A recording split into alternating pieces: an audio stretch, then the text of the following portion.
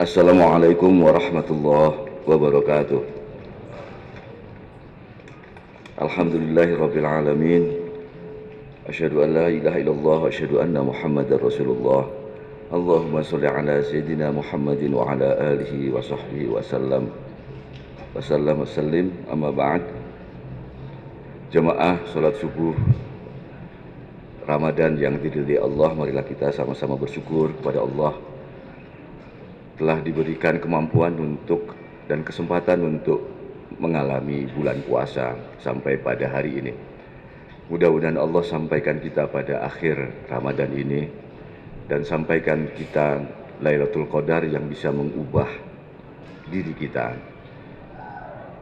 kesadaran kita, ketakwaan kita. Salawat serta salam mari kita sampaikan kepada junjungan kita Nabi besar Muhammad sallallahu alaihi wasallam.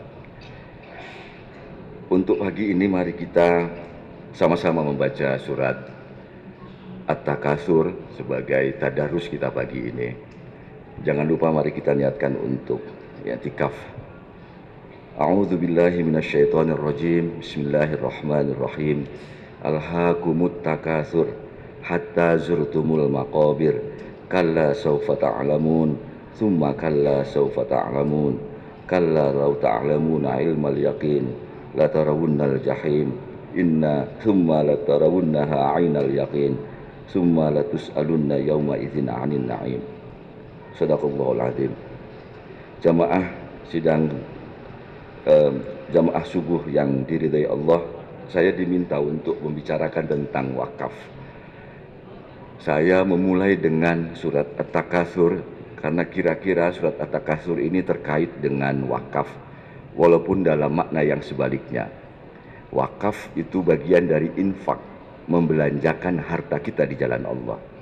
Sementara surat At-Takatsur yang sama-sama kita bacakan tadi menyindir dan menegur orang yang alhaakumut takatsur, yang menumpuk-numpuk hartanya.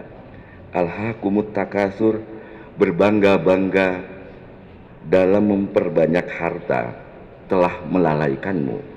Hatta zurtumul maqabir, kelalaian ini karena kita harta ini membuat kita lalai. Kita hitung lagi, kurang lagi. Hatta zurtumul maqabir akan membuat kita semakin lalai dari hidup ini sampai masuk ke dalam kuburan. Kalla sawfa ta'lamun, sekali-kali jangan kayak gitu.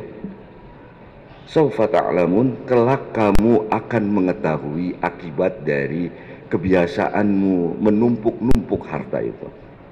Tsumma kalla sawfa ta'lamun, sekali-kali jangan lakukan itu, jangan menumpuk-numpuk harta. Kelak kamu akan mengetahui akibat dari menumpuk-numpuk harta itu.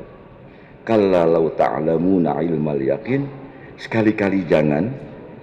Lau ta'lamuna ilmal yakin, sekiranya kamu mengetahui, pasti kamu tidak akan melakukannya. La tarawunnal jahim, pasti kamu akan melihat neraka jahim. Summa la tarawunnaha 'ainal yaqin, kemudian tidak cuma melihat, kamu akan benar-benar melihatnya dengan matamu sendiri. Artinya berada langsung di hadapan neraka jahim itu. Summa la tus'alunna yauma idzin 'anil na'im, kemudian kamu pasti benar-benar akan ditanya pada hari itu tentang kegiatan mengumpulkan harta itu. Saudara sekalian, Bapak Ibu, saudara-saudara, ayat ini dengan tegas menyatakan bahwa mengumpulkan harta seharusnya tidak dilakukan. Karena itu kebalikan dari itu ada perintah untuk infak. Puasa agar kita bertakwa. Salah satu ciri takwa adalah yunfiquna fis-sarra'i wad-dharra, menginfakkan, membelanjakan harta kita pada saat susah atau dalam keadaan senang. Ayat tadi menegaskan jika kita menumpuk-numpuk harta, berulang kali ada kata kala, mendingan jangan kumpulin harta terlalu banyak, karena ada neraka jahim yang ada menunggu kita. Kita tidak cuma melihatnya, kita juga akan mengalaminya.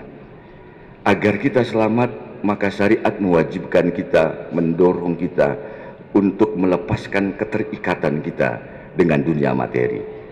Puasa Ramadan adalah salah satunya. Tidak cuma melepaskan diri kita dari makan dan minum pada siang hari. Puasa Ramadan juga melatih kita dengan sejumlah iming-iming pahala. Berilah makan pada yang berbuka. Berilah zakat fitrah di akhir Ramadan. Tunaikanlah zakat mal pada bulan Ramadan. Semua hal kebaikan memberikan dilakukan pada bulan ini, karena bulan ini adalah bulan latihan. Saat kita untuk mengamalkan minimal surat At-Takatsur tadi, tidak mengumpulkan harta terlalu banyak. Puasa seharusnya menjadi momen kita untuk mulai mengamalkan salah satu ayat Al-Quran, diantaranya surat At-Takatsur tadi. Wakaf adalah salah satu dari bentuk membelanjakan harta kita di jalan Allah. Wakaf ini sejarahnya luar biasa. Di Turki, di Mesir, di beberapa negara Islam, umat muslim bisa bangkit itu bukan karena bantuan negara, tetapi karena kekuatan wakaf. Masjid-masjid besar kemudian memiliki pendidikan dari SD sampai perguruan tinggi, bukan karena sumbangan negara, tetapi karena wakaf. Ada banyak orang yang mewakafkan tanahnya, mewakafkan rukuknya, mewakafkan dirinya bahkan untuk kepentingan umat Islam. Jika umat Islam di Indonesia yang masih mayoritas ini melakukan tindak wakaf itu, menghidupkan masjid, memberikan beasiswa kepada anak-anak kita, pada cucu-cucu kita, maka umat Islam di Indonesia akan mandiri. Persoalannya terletak pada jangan-jangan kita tidak percaya pada hal surat At-Takatsur tadi. Jangan-jangan kita masih menganggap ini nggak soal, punya tanah banyak nggak soal. Karena ada banyak dari kita yang memiliki kebiasaan cukup unik. Rumahnya sudah ada, dia beli rumah yang lain, kemudian ditinggalkan. Karena dia sibuk membeli rumah lagi yang lain dan seterusnya. Di banyak komplek ada banyak rumah yang tidak digunakan. Dan pemiliknya ketika ditanya, sudah tidak ingat lagi. Ada banyak orang yang menumpuk-numpuk mobilnya. Ada banyak orang yang menumpuk-numpuk tasnya, misalnya ibu-ibu. Ada banyak orang yang dengan judul koleksi menumpuk-numpuk harta itu. Padahal dalam surat yang tadi kita baca sudah jelas dikemukakan. Menumpuk harta jangan lakukan. Kalla saufa ta'lamun. Kelak kamu akan tahu, pasti akan menemukan akibat negatif dari mengumpulkan, menumpuk-numpuk harta itu. Maka pada bulan Ramadan ini, marilah kita melakukan infak. Marilah kita melakukan wakaf. Saya akan sebutkan kisah yang ada, biasa diceritakan, kisah tentang sahabat Sa'ban. Sahabat Sa'ban ini adalah sahabat yang konon rumahnya jauh dari masjid Nabi, tapi dia setiap kali salat dia datang ke masjid Nabi itu. Dia duduk di bagian depan, duduk datang sebelum waktu sholat datang. Terus menerus seperti itu sampai satu ketika sahabat Sa'ban ini tidak ditemukan. Nabi melihat dan nanya, Sa'ban di mana? Nggak ada ya Rasulullah. Setelah sholat, Nabi memutuskan untuk mengunjungi sahabat Sa'ban. Sahabat Sa'ban ini ternyata sudah meninggal sebelum waktu subuh. Jadi kegiatannya keaktifan Sa'ban ini pada waktu sholat subuh. Tapi istrinya ngomong, ya Rasulullah, Sa'ban meninggal sebelum waktu subuh, jadi dia belum sempat datang ke masjid. Tapi ada 3 kalimat yang muncul pada diri Sa'ban sebelum meninggal. 3 kalimat itu adalah andai lebih jauh, andai yang baru, andai semuanya. Dia mengucapkan 3 kalimat itu. Kami nggak ngerti apa maksudnya itu ya Rasulullah. Rasulullah kemudian menjawab, yang dialami oleh Sa'ban adalah pada saat sakaratul maut dia mendapatkan gambaran pahala apa yang dia dapatkan dari Allah. Begitu sakaratul maut dihadapkan dua hal kemungkinannya, neraka apa, siksaan apa yang akan didapatkan, dan pahala apa yang akan didapatkan. Pada sahabat Sa'ban ini ditampilkan pada dirinya apa yang akan diterima dari kebaikannya. Pada saat sahabat Sa'ban melihat pahala dari aktivitasnya mengunjungi masjid, dia berkata, andai lebih jauh, andai jarak dari rumahnya ke masjid itu lebih jauh, pasti pahalanya lebih banyak lagi. Dia merasakan kenikmatan pahala pergi ke masjid itu. Karena itu dia menyatakan, andai saja lebih jauh, pasti saya akan dapat lebih banyak lagi.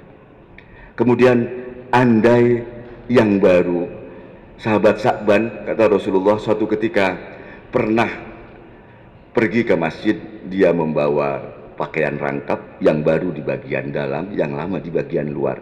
Di tengah jalan ketemu orang, ketemu pengemis yang tidak punya pakaian. Karena terburu-buru ke masjid, dia berikan pakaian luarnya itu kepada pengemis itu. Dan pada saat sakaratul maut, dia menyaksikan pahala dari pemberian pakaian lama itu pada si pengemis. Karena itu sahabat Sa'ban menemukan betapa indah, betapa nikmatnya pahala memberikan pakaian. Sayangnya yang diberikan pakaian yang lama. Karena itu dia bergumam pada saat sakaratul maut, andai saya berikan yang baru, betapa banyak pahalanya. Yang ketiga, sahabat Sa'ban menyatakan, andai seluruhnya. Suatu ketika konon sahabat Sa'ban sedang makan, kemudian datang pengemis. Dia bagi rotinya dengan pengemis itu, dia bagi susunya dengan pengemis itu. Pada saat sakaratul maut, dia melihat kenikmatan pahala yang didapatkan dari pemberiannya itu. Karena itu dia bergumam, andai semuanya saya berikan, pasti pahalanya lebih nikmat dari itu. Saudara sekalian, yang ingin disampaikan dari kisah ini adalah apa yang dikemukakan dalam surat At-Takasur, kalla saufa ta'lamun, kelak kamu akan mengetahui, adalah hal yang akan kita alami. Riwayat tentang sahabat Sa'ban menunjukkan itu. Tidak hanya nanti pada saat di yaumul mahsyar kita akan mendapatkan neraka atau surga. Pada saat sakaratul maut, berdasarkan riwayat itu, kita akan ditampakkan apa yang kita dapatkan, apa yang kita lakukan. Karena itu pada bulan Ramadan, bulan saatnya kita melatih untuk terlepas dari keterikatan dengan kebiasaan makan minum, kebiasaan marah, kebiasaan kesel. Saatnya kita, juga pada bulan ini kita berlatih untuk melepaskan keterikatan kita dengan materi. Mudah-mudahan kita menjadi sahabat Sa'ban yang menemukan itu, sehingga sakaratul maut kita, sakaratul maut yang penuh senyum, karena kita tidak menemukan siksaan atau gambaran siksaan, melainkan gambaran pahala yang kita miliki. Tentu saja memberi itu sesuatu yang berat bagi kita. Kita usaha, kita yang capek-capek ngumpulin uang untuk beli tanah misalnya, lalu tanah itu kita berikan ke pesantren atau ke masjid, susah sekali. Karena itu para ulama menyatakan, maknailah infak itu bukan memberi, zakat itu bukan memberi, wakaf itu bukan memberi, tetapi menyimpan harta kita untuk diambil setelah kematian kita.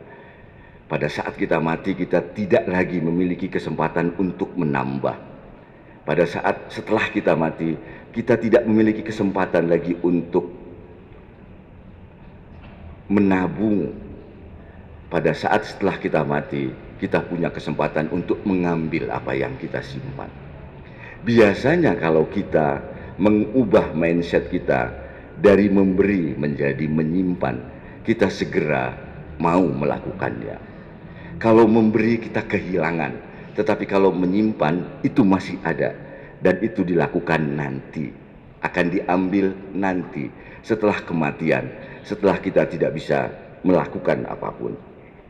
Karena itu sekali lagi mari kita mencoba untuk mengubah bahwa yang kita lakukan bukanlah menghilangkan apa yang kita miliki, tetapi menyimpan untuk diambil pada waktu yang akan datang.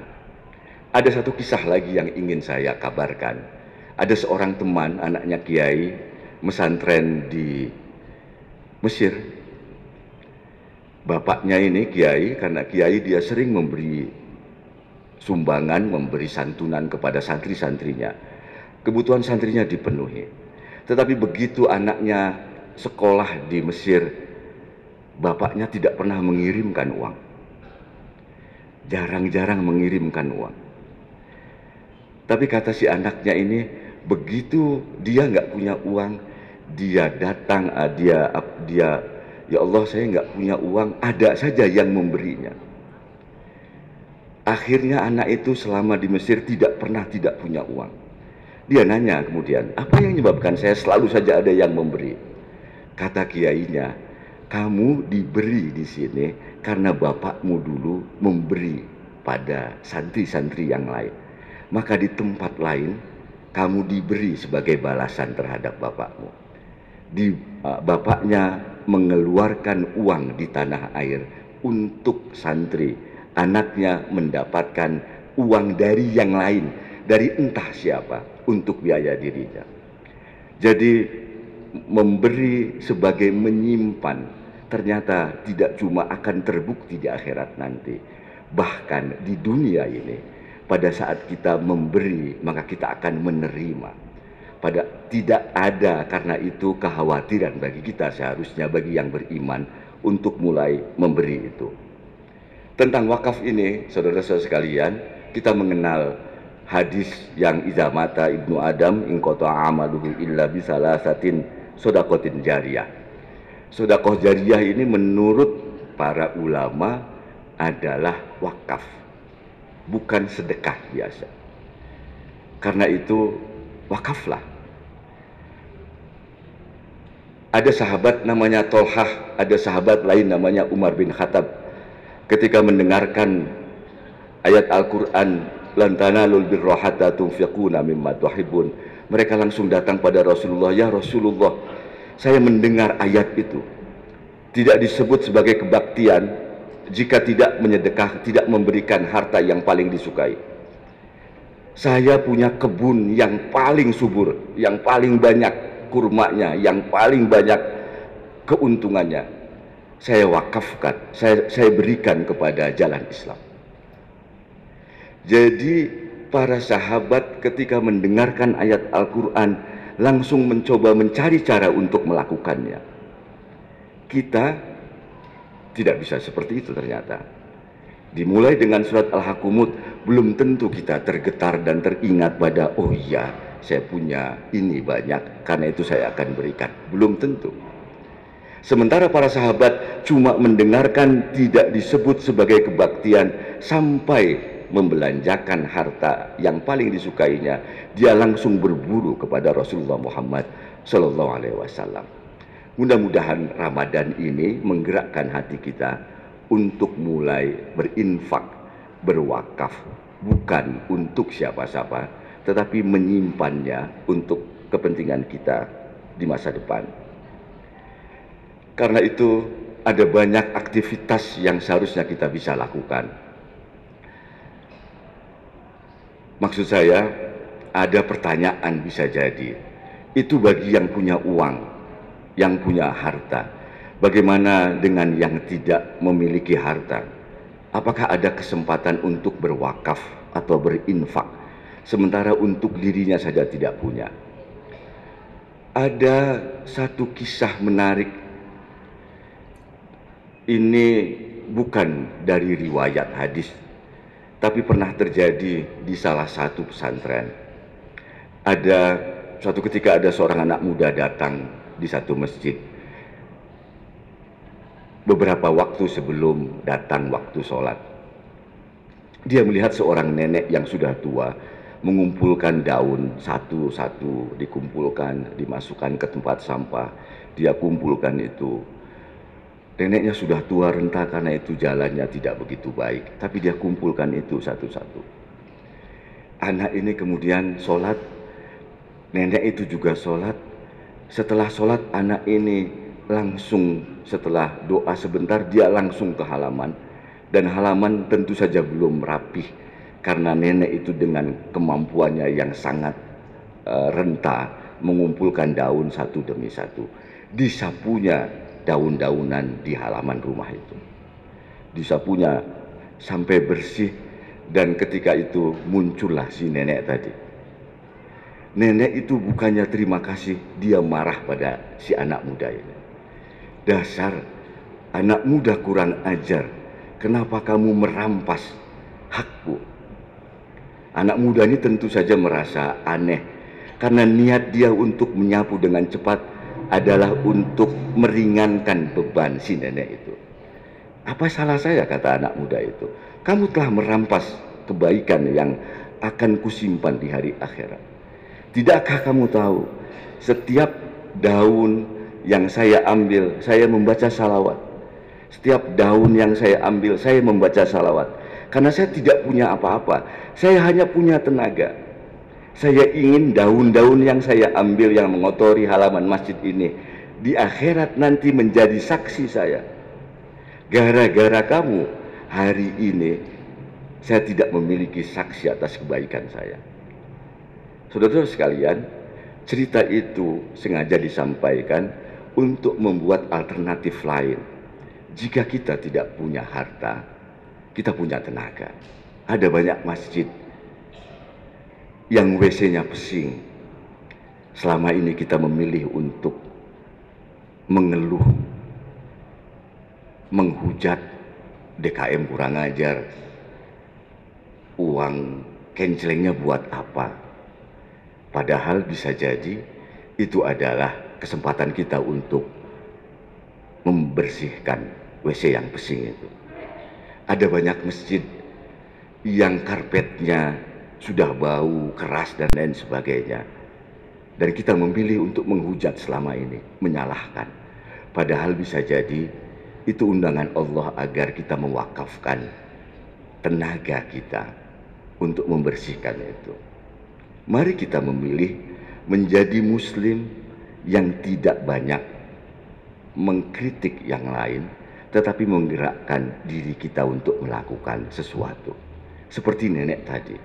Nenek tadi yakin setiap daun yang dia buang untuk dengan niat memuliakan rumah Allah akan menjadi saksi dia di hari akhirat.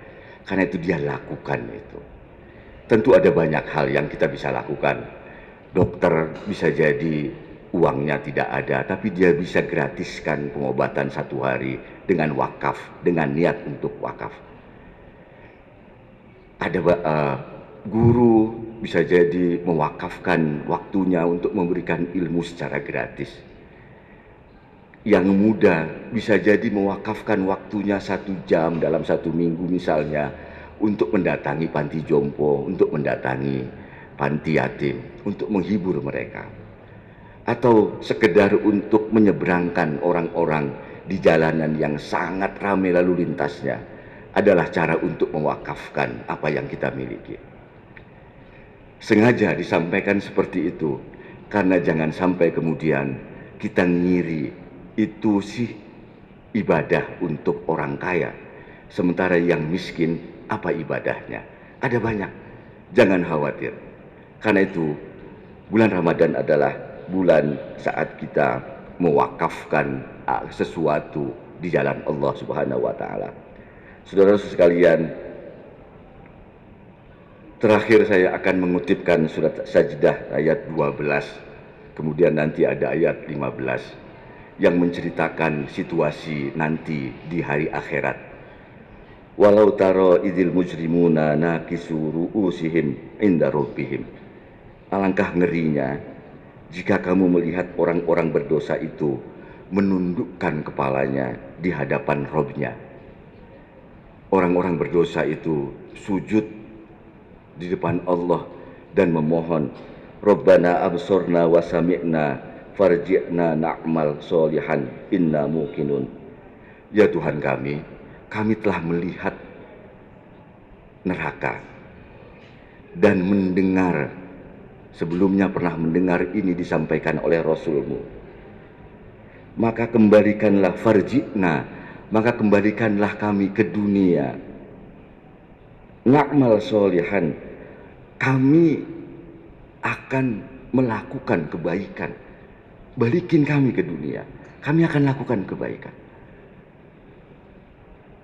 Inna muqinun, sesungguhnya kami saat ini ketika sudah melihat nerakanya, muqinun, orang-orang yang meyakini. Tetapi apa jawab Allah pada waktu itu? Dalam surat Ali Imran ayat 91, jawab Allah tentu saja menolak. Dan ada jawaban yang paling menarik dari surat Ali Imran ayat 91. Fala yuqbala min ahadihim mil'ul ardi zahaban walau iftada bih. Tidak akan diterima permohonan mereka, tidak akan mungkin mereka dibatalkan walaupun dengan tebusan emas sepenuh bumi. Jika sekiranya ada yang mampu menebus emas sepenuh bumi untuk mengembalikan waktu barang 1 atau 2 jam ke dunia agar sempat untuk melakukan amal soleh, kata surat Ali Imran, tidak mungkin akan dibalikkan lagi. Sementara pada surat As-Sajdah 14 Allah menjawab pada orang yang memohon tadi itu, fadzuqu bima nasitum liqa'a yaumikum hadza. Rasakanlah siksa akibat kelalaianmu pada pertemuan yang akan kamu alami dengan Allah di hari akhirat. Fadzuqu adzabal khuldi, rasakanlah siksa yang kekal bima kuntum ta'lamun, terhadap apa yang kamu lakukan selama di dunia. Bapak Ibu sekalian, dimulai dari surat Al-Hakumut, saya tentu untuk pribadi dan untuk semuanya mudah-mudahan nyampe. Mari kita mulai untuk percaya. Kita sudah percaya, buktinya kita puasa. Kita percaya kita tambah satu lagi untuk mulai memberikan harta kita di jalan Allah. Bukan memberi, tapi menyimpan di jalan Allah. Jangan sampai kita mendapatkan jawaban yang tadi, fadzuqu bima nasitum liqa'a yaumikum hadza inna nasinakum. Aku sudah melupakan kamu juga, kata Allah, karena kamu telah melupakan apa yang telah didapatkan di dunia ini. Ramadan 10 hari terakhir ini mudah-mudahan menjadi Ramadan penuh berkah pada kita, menggerakkan hati kita, menggerakkan hati keluarga kita. Karena bisa jadi kita tersadar, istri kita tidak sadar untuk memberikan harta pada yang membutuhkan. Kita dan istri kita sadar, anak-anak kita bisa jadi mengingatkan. Ada banyak faktor untuk bisa memberikan harta di jalan Allah. Karena itu, baiknya kita berdoa kepada Allah agar Allah bisa menggerakkan hati kita, menggerakkan kesadaran seluruh keluarga kita, sehingga kita menjadi orang-orang yang tidak terkena ancaman surat At-Takasur dan surat As-Sajdah 12-15 tadi. Mari kita sama-sama berdoa, satu doa yang diajarkan oleh Rasulullah Muhammad. Pasti kita sudah kenal ini. Allahumma inni as'alukal huda wat tuqa wal afaf wal ghina. Afaf itu artinya kemampuan menahan yang dilarang Allah. Sementara ghina itu merasa cukup dengan yang diberikan oleh Allah. Kita membutuhkan itu. Orang yang tidak mau berinfak dan berwakaf adalah orang yang tidak merasa cukup dengan apa yang Allah berikan. Allahumma amin ya rabbal alamin. Allahumma inna nas'alukal huda wal afaf wal tuqa wal afaf wal ghina. Allahumma inna nas'alukal huda wat tuqa wal afaf wal ghina. Ya Allah, kami meminta padamu petunjuk, ketakwaan, kemampuan menahan yang kau larang, dan hati yang tidak butuh pada apa yang ada di sisi manusia. Penuhi hati kami hanya butuh padamu, sehingga kami, anak kami, pasangan kami, orang tua kami, keluarga kami, menjadi orang yang mendapatkan petunjuk, mendapatkan ketakwaan, kemampuan untuk menahan apa yang kau larang, kemampuan untuk memberikan, untuk menyimpan, sehingga kami mengalami sakaratul maut yang baik, mengalami barzah yang baik, mengalami mahsyar yang baik, mengalami hari akhirat yang baik. Ya Allah, hanya Engkau yang menggerakkan hati kami, hanya Engkau yang bisa mengubah. Ubahlah hati kami menjadi hati yang bertakwa, hati yang lega, hati yang ridho pada apapun yang Engkau tetapkan dan yang Engkau perintahkan. Ya Arhamar Rahimin, irhamna, irhamna, irhamna, ya Dzal Jalali wal Ikram. Ya Allah, para ulama mengajari kami, jika kami mengucapkan ya Arhamar Rahimin, irhamna, irhamna, irhamna, Engkau akan kabulkan doa kami. Pagi ini kami mengucapkan itu. Ya Arhamar Rahimin, irhamna, irhamna, irhamna, ya Dzal Jalali wal Ikram. Irhamna, irhamna, irhamna, ya Dzal Jalali wal Ikram. Al-Fatihah. A'udzu billahi minasyaitonir rajim. Bismillahirrahmanirrahim. Alhamdulillahirabbil alamin, arrahmanir rahim, maliki yaumiddin. Iyyaka na'budu wa iyyaka nasta'in, ihdinas siratal mustaqim. Siratal ladzina an'amta 'alaihim ghairil maghdubi 'alaihim waladdallin. Rabbighfirli wa li walidayya, amin. Saudara sekalian, mudah-mudahan Allah mengubah kita menjadi yang bertakwa, mengubah kehidupan kita menjadi lebih baik. Wallahul muwaffiq ila aqwamit thoriq. Assalamualaikum warahmatullahi wabarakatuh.